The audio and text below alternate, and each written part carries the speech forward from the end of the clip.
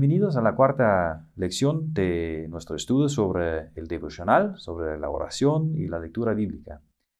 En esta lección y en la siguiente nos toca estudiar un poco más a fondo lo que es el Padre Nuestro. Muchas veces nos resulta difícil de orar.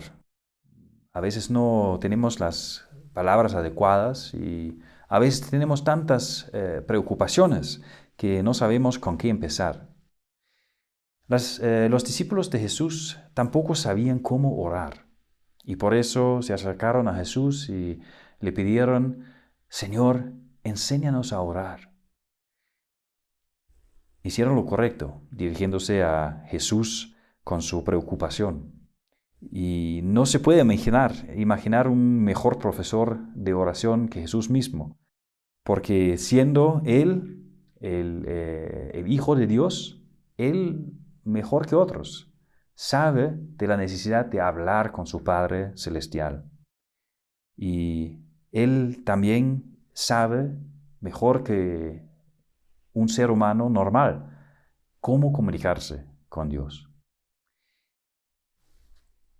Como respuesta a la pregunta de los discípulos, Jesús les enseñó el Padre Nuestro.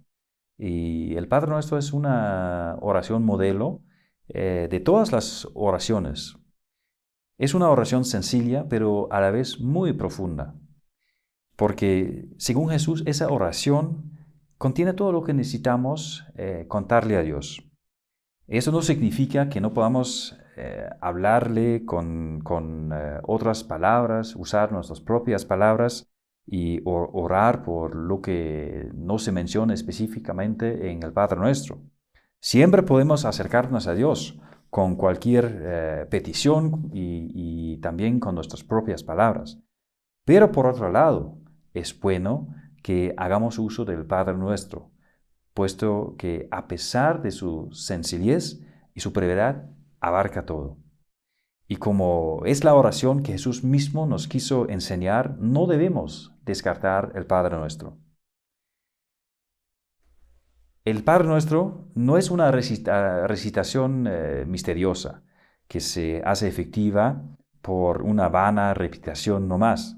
Jesús nos ha enseñado una oración que siempre se ora con las mismas palabras, no para que sea una rutina, sino para que conozcamos bien cada petición y reflexionemos profundamente sobre el contenido de ellas. Dime, Fabián, ¿por qué es el Padre Nuestro importante para ti? Para mí, el Padre Nuestro es importante por dos motivos principales. Uno, porque Jesús mismo lo enseñó, ¿no? Y dos, porque es un modelo que nos ha dejado que podamos seguir. Sí. El Padre Nuestro es importante justamente por esos motivos, ¿no? Es una oración, ¿no? Una oración, pero tiene varias peticiones.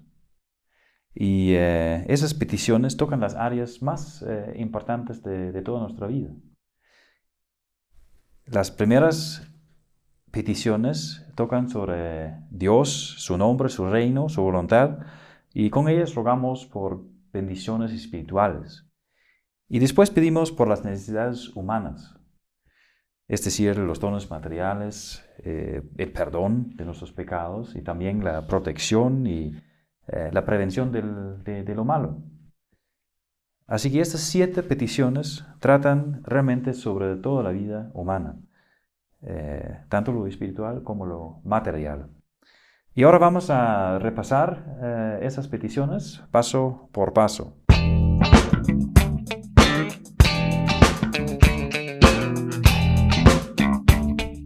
Y empezamos con el prólogo. El prólogo dice: Padre nuestro que estás en los cielos. El prólogo es una invocación, ¿no? Dios es nuestro verdadero Padre y su deseo es de que, como sus verdaderos hijos, que nos acerquemos a Él. Él quiere que nos acerquemos con valor para suplicarle todo. El Padre que está esperando a sus hijos.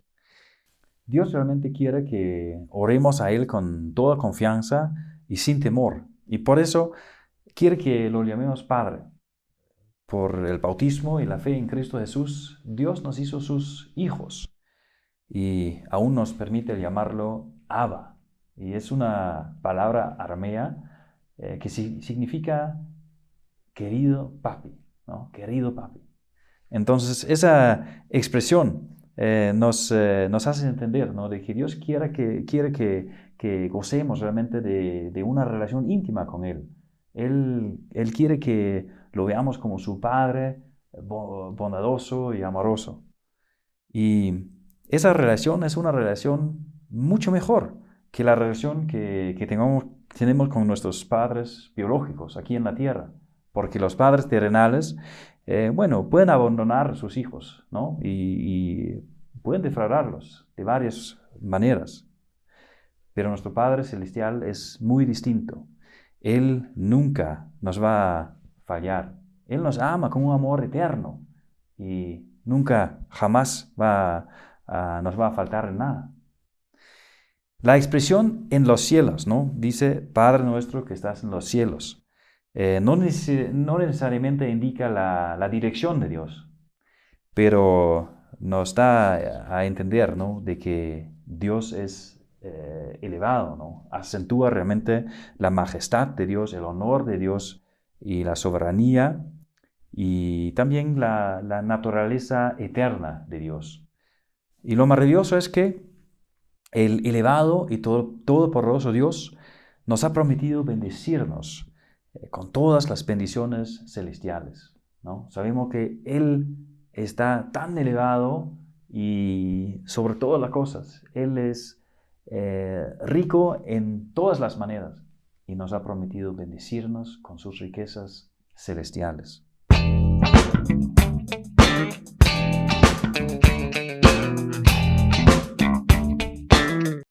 También es importante darse cuenta que Jesús nos enseñó a decir Padre nuestro y no Padre mío.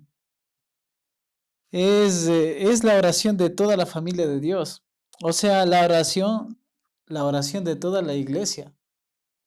Todos los creyentes somos hijos de Dios y por lo tanto debemos juntarnos con nuestros hermanos en la fe para suplicarle todo a Dios. Eso fue el prólogo. Y ahora seguimos con la primera petición que dice, santificado sea tu nombre. ¿Por qué pedimos que el nombre de Dios sea santificado? ¿No es siempre un hombre santo y puro? Bueno, sí, como Lutero dice acerca de la primera petición en su catecismo, el nombre de Dios ya es santo en sí, pero en esta petición rogamos que también sea santificado entre nosotros. El nombre de Dios es santo y con esta petición elevamos y adoramos su nombre. Así que de esa forma participamos en la alabanza que siempre suena delante del trono de Dios. En la Biblia, un nombre es realmente una expresión de toda la personalidad y toda la naturaleza de una persona. Y por lo tanto, pedimos que Dios mismo y toda su naturaleza sean santificados entre nosotros. No solamente el nombre de Dios, no se trata solamente del nombre, sino de toda la personalidad de Dios. Pero muy a menudo Dios es deshonrado en este mundo y es lamentable, pero es así. Por eso necesitamos también orar esa oración. Necesitamos pedirle que su nombre sea santificado. Y Fabián, ¿nos puedes dar algunos ejemplos de cómo el nombre de Dios puede ser deshonrado en este mundo? Sí, claro. Esto ocurre cuando maldecimos, cuando mentimos, cuando actuamos rudamente con otros o hablamos en forma incorrecta o despectiva sobre lo que tiene que ver con Dios. Con esta petición confesamos que no siempre santificamos el nombre de Dios y pedimos que Dios mismo lo santifique en nosotros y por medio de nosotros. Sí, es correcto. Y también rogamos en esta petición que Dios nos conceda una doctrina sana y pura. Porque el nombre de Dios también es deshonrado por medio de todas las falsas enseñanzas que se difunden en el mundo. Y su misión, la misión de Dios, está realmente debilitada por esas falsas enseñanzas y por toda doctrina en contra de su palabra. Por eso pedimos que la verdadera doctrina se predique en la iglesia, en todo el mundo, en nuestra iglesia local y también a nivel global. Y pedimos que Dios, que Dios nos santifique a nosotros en su palabra, de manera que nosotros vivamos una vida santa, una vida conforme a su palabra, una vida que es según su doctrina.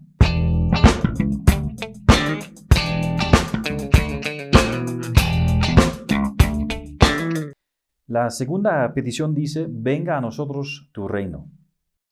No, pero, ¿qué es realmente el reino de Dios? Buena pregunta, porque el reino de Dios no es un reino geográfico, limitado con fronteras, tal como los reinos de este mundo. El reino de Dios es el gobierno y la autoridad de Dios sobre todas las cosas. Y eso implica un gobierno de poder sobre todo el universo y un gobierno de gracia sobre toda la iglesia. Esa autoridad ya la tiene Dios y su poder y majestad no se aumentan por medio de nuestra oración. Dios ya tiene todo el poder, Él ya tiene toda la autoridad en su reino. El reino de Dios se hizo presente en este mundo cuando vino su Hijo Jesucristo. Entonces, en esta petición pedimos que el reino venga a cada uno de nosotros, que Dios también tenga autoridad en nuestra vida, en nuestro corazón, y que el Espíritu Santo haga que los principios de este reino se manifiesten en nuestras vidas. Se puede decir que esta petición también es la oración por la misión de Dios en esta tierra, ¿no? Sí, correcto. Rogamos que Dios supere todos los impedimentos de la predicación de su palabra, de manera que muchos más reciban la fe, ¿no? Que reciban el Espíritu Santo y la salvación en Cristo y sean incorporados en su reino. Entonces sí, también es la oración por la misión. Jesús dijo, pídanle a Dios que mande más obreros a su cosecha. Y es lo que hacemos, ¿no? Con esta petición, sabiendo que Dios también puede llamar a nosotros, ¿no? Le pedimos que su reino venga y incluimos también esa oración por más obreros, entonces.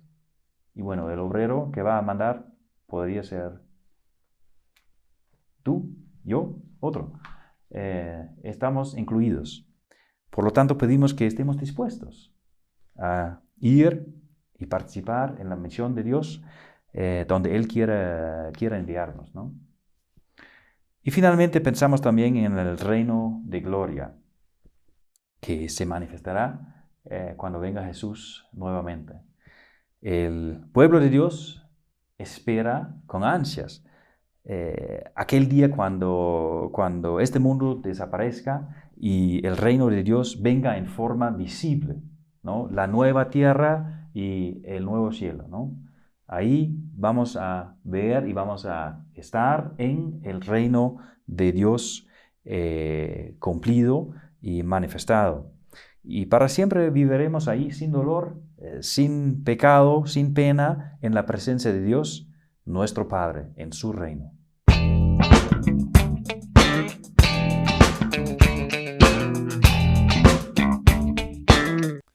Y ahora llegamos a la tercera petición que dice, hágase tu voluntad, así en la tierra como en el cielo. Y Fabián, ¿cómo entiendes esa petición? Yo entiendo que estoy pidiendo justicia, ¿no? Recordando lo que dice la palabra, que Dios tiene planes buenos, ¿no? Para sus hijos. Pero todo eso en medio de un mundo que es lleno de dolor, un mundo caótico, ¿no? Es así. Y como dice Lutero también en su catecismo, la voluntad de Dios siempre se hace, ¿no? Pero rogamos que se haga también entre nosotros, como dices, ¿no? Bueno, estamos aquí, sabemos que Dios siempre tiene una buena voluntad para con nosotros, pero vivimos en un mundo imperfecto. Entonces, por eso rogamos que la voluntad de Dios también se haga entre nosotros y en nosotros. Dios es bueno, ¿no? Y también su voluntad con este mundo es siempre bueno. Y su voluntad para con los hombres siempre es buena. Sus obras durante la historia nos muestra claramente de que Él es un Dios de amor, más claramente la salvación, lo de enviar a Jesús, su muerte en lugar de nosotros, eso nos muestra que siempre quiere lo mejor para nosotros. Pero contemplando un mundo sufriendo de injusticia, de hambre, de violencia, de opresión, de impiedad, de egoísmo, de corrupción, etcétera, etcétera, no puede parecer difícil detectar la buena voluntad de Dios. ¿Dónde está? No lo vemos. Pero anhelamos que sea diferente, ¿no? Anhelamos que no haya injusticia en este mundo, ¿no? Anhelamos que haya paz, anhelamos que la voluntad de Dios se haga. Y por eso oramos, por eso le pedimos a Dios. Y al mismo tiempo, la petición incluye a nosotros. No solamente la voluntad de Dios en el mundo en general, pero también en nuestra vida, ¿no? Y claro, quizás ese hecho hace esa oración, esa petición un poco difícil, ¿no? Porque muchas veces solo queremos que nuestra propia voluntad se haga, ¿no? Porque tenemos deseos, tenemos una voluntad, algo que queremos, pero siempre los motivos son egoístas. Pero con esta petición nos ponemos en las manos de Dios y pedimos que Él nos cambie, que Él nos moldee a su semejanza. Y este proceso muchas veces es un proceso doloroso, puesto que el egoísmo y el deseo de lo malo en nosotros tienen que morir, ¿no? En ese proceso nuestro egoísmo tiene que morir. Y ese proceso va a demorar, ¿no? Dura toda la vida y va a llegar a su fin cuando venga Jesús y no en esta vida. Y por eso tenemos que seguir orando esa petición hasta que venga Jesús. Y la buena voluntad de Dios es que creamos en Jesús. Sabemos, ¿no?, de que esa es la voluntad de Jesús para nosotros y para todo el mundo. La buena voluntad de Dios es que se enseñe verdaderamente su evangelio de la gracia. Su voluntad para con nosotros es que sigamos a Jesús. Y la voluntad de Dios también es transformarnos y hacernos dar fruto, el fruto de la fe. Cada día podemos orar con confianza, hágase tu voluntad, sabiendo que Él promueve su voluntad también en nosotros.